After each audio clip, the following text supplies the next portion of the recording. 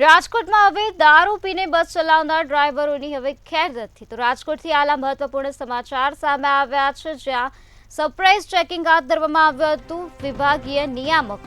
રાજકોટના બસ સ્ટેન્ડમાં વિભાગીય નિયામક દ્વારા આ પ્રકારનું સરપ્રાઇઝ ચેકિંગ કરવામાં આવ્યું હતું. બ્રેથ એનાલાઇઝરથી તમામ બસોના ડ્રાઈવરોનું ચેકિંગ કરવામાં આવ્યું છે. એક ડ્રાઈવર પીધેલી હાલતમાં મળતા તેને તાત્કાલિક સસ્પેન્ડ કરવામાં આવ્યો છે. ભિલોડા જામનગર બસ ચલાવતા ડ્રાઈવર નશાની હાલતમાં જોવા મળ્યો હતો, ત્યારે ડ્રાઈવર રાજેશ અંસારીને તાત્કાલિક અસરથી સસ્પેન્ડ કરવામાં આવ્યો છે.